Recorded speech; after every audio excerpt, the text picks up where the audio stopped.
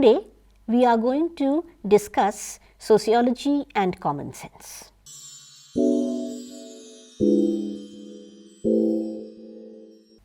What is the relationship between the two? What problems common sense poses for us? What is sociological knowledge and how it can help us? Now, before we begin with this, I would like to bring an example from our own lives, which we as students of sociology, many of us must have faced that kind of a situation. That is, people seem to be capable of giving you free, unsolicited advice once you tell them that you are studying sociology. They can come and tell you, and that's mostly unsolicited. What sociology deals with, what is its subject matter perhaps, what it should deal with, how a study may be conducted, so and so forth. When did sociology emerge? It emerged some 200 years ago in the context of the dissolution of the old order in Western Europe. The dissolution brought in the new modern industrial order. Sociology emerged at a time of that kind of dissolution. The old order had collapsed and the new order was yet to be fully established. It was in that context that sociology emerged, tried to make sense of that kind of a situation in a scientific manner and also predict our future. Now, this kind of the status that sociology claimed, that it was a science of society, capable of telling us, showing us a way, telling us what was happening, helping us make sense of reality, was really contested, and the debate still continues. And particularly, this is the case with its relation to common sense. Why so again? Let's see. Before 200 years, for how long have people been living in groups in society, let's say? Many, many years, centuries, thousands of years before sociology emerged as a discipline. Did people need sociology then? But they have lived their lives. And of course, what sociologists intend to study, claim that they are studying, is already part of our experience. Therefore, the problem for sociology is more, because what natural sciences deal with, the subject matter, is really not about, strictly speaking, that everyday life of the people. It may concern, but not so centrally, unlike what is the subject matter of sociology, what it tries to study: society, social arrangements, institutional arrangements and all. And therefore, there is this kind of a close relationship that we have with common sense. And precisely because we have shared that kind of closeness, that kind of intimacy, that it becomes necessary for us, as sociologists, to clearly distinguish ourselves from common sense. So let us then see what are the problems of common sense. Common sense is based on our limited context.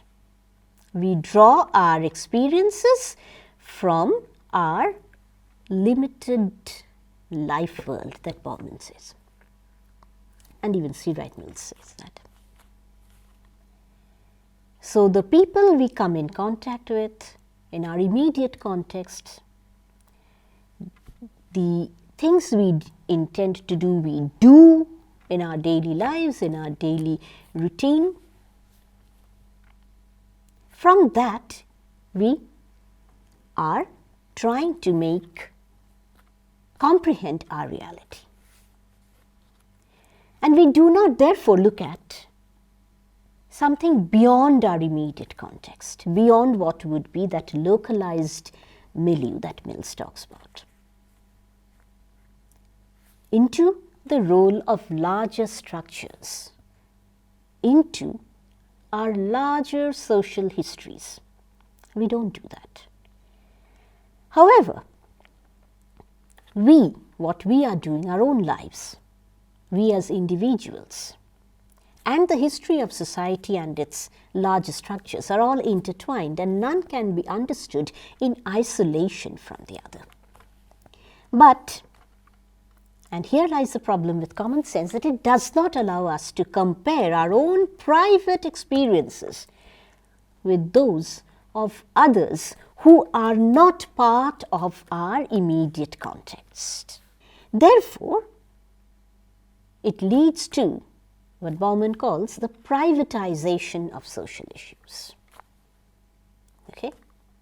It prevents individuals from rising above their limited, parochial, localized experiences to grasp the dynamics of social relations, study, understand how social structures play their roles in all these. No, we don't. So therefore, what is necessary? It is therefore necessary to develop a quality of mind that would help us in connecting, in grasping, and I quote from Mills, the interplay of man and society, of biography and history, of self and world. Therefore, the need is to overcome, to be capable of moving beyond common sense, beyond what we have already come to accept as the reality. And if someone have already read Peter Berger's Invitation to Sociology, would have come across the chapter on sociology as a form of consciousness, where he is talking about debunking as the central motive of that kind of a consciousness, sociological consciousness. Therefore, we must be able to move beyond common sense. And in order to do that, we need to develop that quality of mind which Mills calls is the sociological imagination. What is it? That it would help us in connecting, in grasping that interplay of man and society, of biography and history, of self and world. And in order to do this, we must distinguish between common sense and sociology. Bauman carves out 4 such dimensions for sociology to be distinguished from common sense. One is responsible speech, size of the field, making sense of reality, and defamiliarizing the familiar.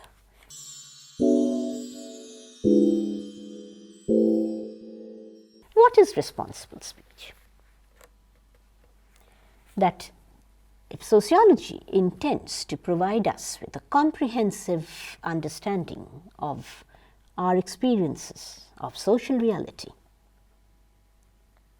keeping in mind the larger social history and the social structures, we cannot be like common sense and make statements which cannot be corroborated by available evidence. So, sociology must make statements which are based on evidence, which are corroborated by that evidence, and that's not the end.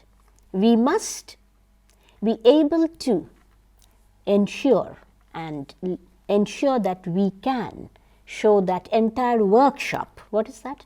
That whole procedure on which the claims have been tested in order to guarantee credibility. That, Bauman says, must be made open to wide scrutiny. And we must be able to make changes if necessary in our claims if they stand to fail, if they fail to stand again evidence. If there is a lack of evidence, if there is new evidence, our claims, our tested statements must again be tested in the light of new evidence. And we must give careful consideration to arguments that go against our tested claims. We cannot simply dismiss it. We must give it utmost consideration. And in this way, I quote from Bauman, the trustworthiness, reliability, and eventually also the practical usefulness of the ensuing propositions will be greatly enhanced. Now let's come to the size of the field. Bauman says that, and we know, that in our daily routine, we tend to draw our understandings from our own social worlds, and we seldom broaden the horizon of our experiences. But the social world, the larger social world, has a tremendous richness of variety. And it is this variety, the richness of it, that makes one's own experience that is emerging out of our own limited, localized contexts, partial, one-sided. And therefore, our grasp over reality is then partial and one-sided. And we can say it could even be prejudicial and intolerant of others, just because their experience may not conform with our own experience. And in order, therefore, to make adequate sense of our own situation, it is absolutely necessary that we bring together, examine, and compare those experiences that are beyond our immediate contexts. It is only then that we can link together individual biography with social history and with the larger social process. Thus, drawing from Mills, we can distinguish between our private troubles and larger public issues.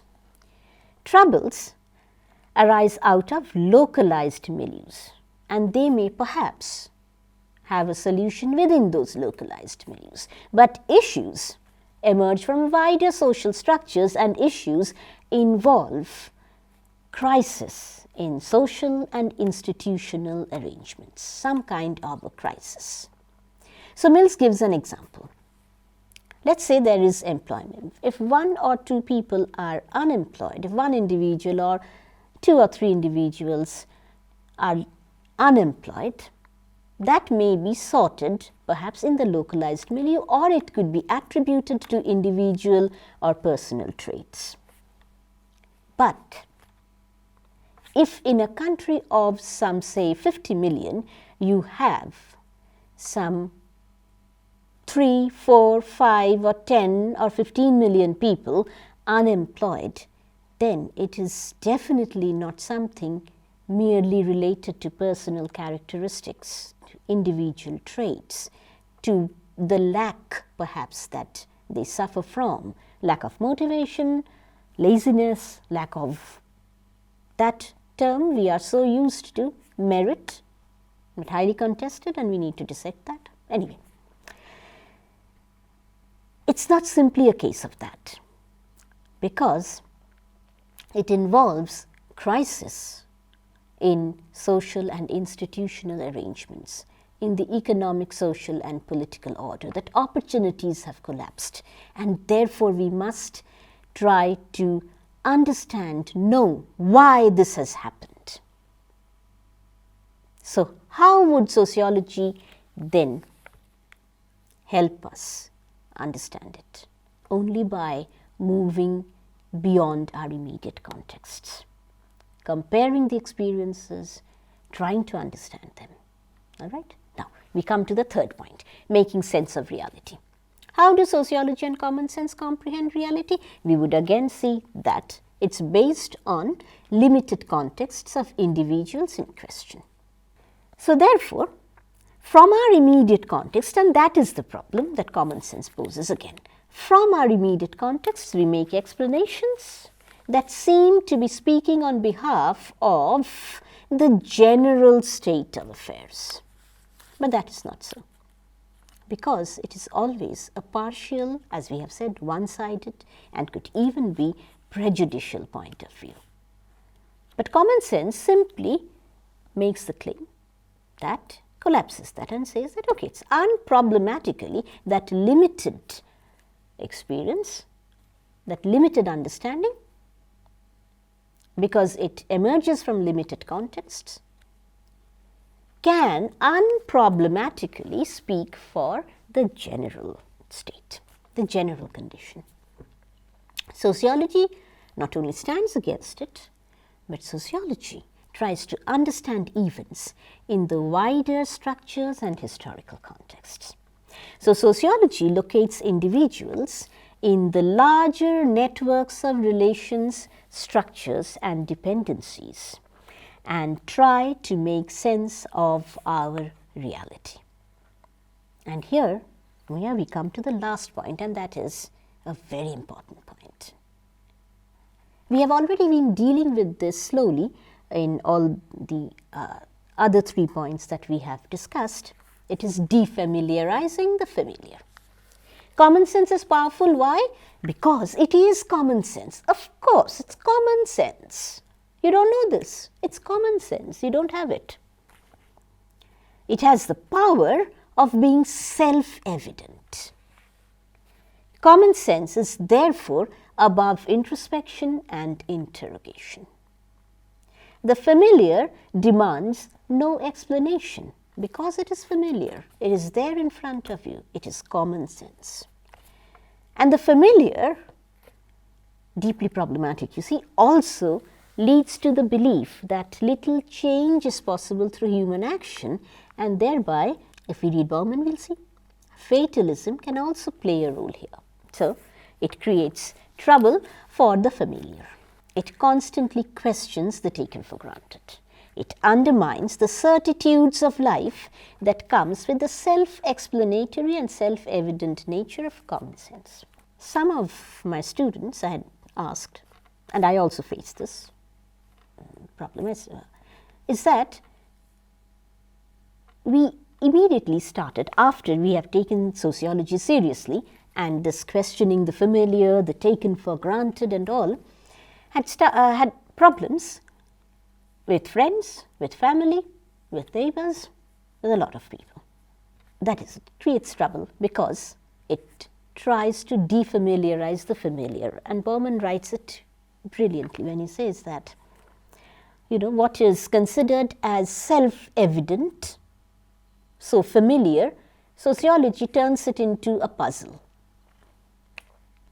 and makes it so, takes away that familiarity from it, that it even creates some kind of a problem for the individual sociologist also. Because after all, the sociologist is a product of socialization. Society had already entered, isn't it, into our consciousness. And we also, when we are engaging seriously in sociological study, taking the discipline very seriously and what it tries to do, it also contests our own beliefs, things we have been so familiar with. So it is also a problem for us, but we must learn to deal with that. So therefore, and I take it from Peter Berger's Invitation to Sociology, sociology presupposes one is interested in looking some distance beyond the commonly accepted or officially defined goals of human actions. It presupposes a certain awareness that human events have different levels of meaning, some of which are hidden from the consciousness of everyday life. It may even presuppose a measure of suspicion about the way in which human events are officially interpreted by the authorities, be they political, juridical or religious in character. Then, what do we need to do? We need to therefore transcend common sense, because transcending common sense is one step forward in liberating ourselves. So sociology, by questioning the self-evident, opens up immense possibilities. It first of all provides a broad, open, emancipated vista on human life, as Burgess says. It makes us more aware of others who are not part of our immediate contexts and help us live with them. It gives ourselves greater self and social knowledge. And therefore, it opens up possibilities of control over our lives, of more freedom, of becoming sensitive, tolerant, and even appreciative of diversity, of diverse cultures. It makes possible, to quote from Bauman, exploration of human conditions that were hitherto invisible. So therefore, going beyond common sense explanations of our reality, we recognize possibilities of change, that the world is created by human action, and therefore nothing is eternal and immutable. There is the possibility of change. Of course, change doesn't come in through wishful thinking, and it needs concerted attempts that Durkheim has mentioned in order to change structure, because they are hardened structures, but still they are not eternal and immutable. Therefore, there is the possibility of change. Modern society came about through change, right? So sociology has that anti-fixating power. Sociological thinking, Bauman says, has an anti-fixating power, is therefore a power in its own right. So social relations, which seemed to have an oppressive fixity, is now open to challenge and change. This anti-fixating power widens the scope and practical effectiveness of freedom. So we become less subject to manipulation, more resilient to oppression, and capable of change. Individuals become therefore more effective and better social actors, connecting their individual biographies with the larger ones and opening up paths to social transformation.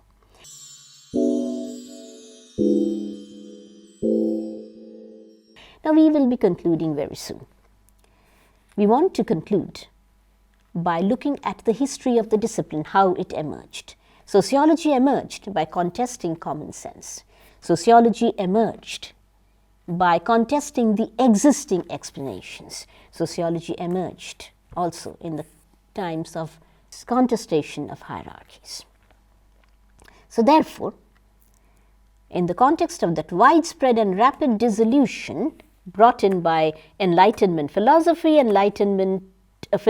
industrial and French revolutions, there emerged the reaction which we know as the conservative romantic reaction. For them, the new modern society that was coming into being was an immoral order that made the individual isolated from the group and made that isolated, selfish individual the basis of the new society. Emile Durkheim, through his analysis of social solidarity, argued that the new modern industrial society was as much a moral order as was the older society that the modern one was replacing. Why?